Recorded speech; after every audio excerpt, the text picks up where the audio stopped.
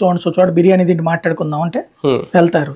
అన్నా మనోడు అన్న సజ్జల రామకృష్ణారెడ్డి దగ్గరికి వెళ్ళి ఫోటోలు దిగేవాడు అన్న, సజ్జలతో బాగా క్లోజ్ అన్న.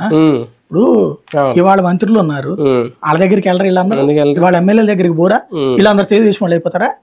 ఇదివరకు వైసీపీ వాళ్ళకి వాళ్ళ టైంలో ఉన్నప్పుడు అక్కడ పని చేయాలి, చేస్తే వాళ్ళ మనిషి అన్న వీడు, ఇతను కూడా వెళ్ళి ఉంటాడు, లేకపోతే ఇతనికి ఎట్ట తెలిసింది వాళ్ళతో తిరుగుతాడని. ఇప్పుడు యువతలకు వచ్చాక ఇతనికి ఆ పోస్టింగ్ కావాలంటే అవతలోని దొంగం చేయాలి, అవతలోని అధికార పక్షం అని చేయాలి.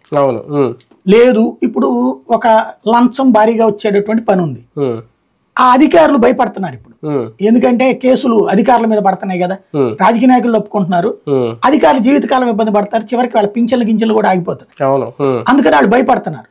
భయపడుతున్నటువంటి వాళ్ళ ప్లేస్ లోకి వెళ్ళాలనుకునే అధికారి ఏం చేస్తున్నాడు, ఆ ప్రయోజనం ఆశించే రాజకీయ నాయకుడికి, అధికార పక్ష నాయకులకి అన్నాడు వైసీపీ మనిషి అన్న మీకెందుకు చేస్తాడే అంటాడు. అదే నా పోస్టింగ్ ఏంటన్నా 4 రోజులు చేసి చూపెడతానంటాడు. ఇట్లాగా వీళ్ళని రెచ్చగొట్టి వాడుకుంటున్నారు. వీళ్ళు అనుకుంటున్నారు ఉద్యోగులు వాళ్ళని వాడుకుంటున్నాం అనుకుంటున్నారు, వాళ్ళు వీళ్ళని వాడుకుంటున్నారు.